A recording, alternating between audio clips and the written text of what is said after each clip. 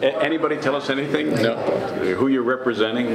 The meeting occurred in Speaker Judy Wonpat's conference room at the legislature and lasted just over an hour. The 9-member congressional delegation was on a routine fact-finding mission. They couldn't speak publicly because they were not authorized to speak on behalf of the elected officials they represent, 4 U.S. senators and 5 U.S. representatives.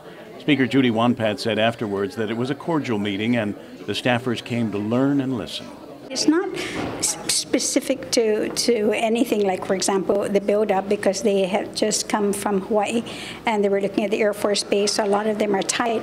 But if you look at the background of the members of Congress, is that they come from a wide range of areas.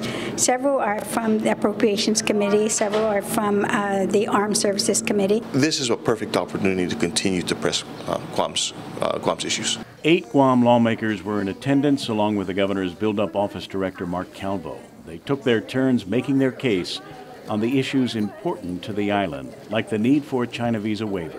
Tourism is the primary driver, and we're saying assist us as well, that there should not be this divide where CNMI do allow Chinese Chinese tourists to come in, and why couldn't Guam, who's so close? And then also, if you look at our bases, they're so well secured. Or the need to exempt Guam from some of the provisions of the Jones Act, which keeps the price of imported goods here so high.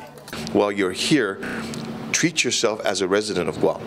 Do the things that you would think you would normally have to do if you were living here, so that you can understand the impact of many of the decisions that are made in D.C. and why they're made and how they can affect your living here on Guam. Everything from the price of gas to the price of food, Senator Judy Guthertz excused herself from the meeting shortly after it began. She had asked that the meeting be open to the media, but the visiting staffers insisted it remain closed. My feeling is that these meetings are something that should be available to the public to see and participate in, or for the media at least to cover. But Guthertz did give the staffers a written statement on the issues that are important to her, including her criticisms of the Republican budget plan proposed by Congressman Paul Ryan.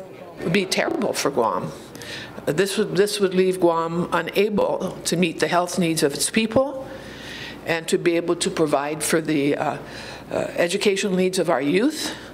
It will affect the Department of Education, will affect the university and the Guam Community College, almost all existing programs that are very critical to Guam. Kevin Kerrigan, PNC News.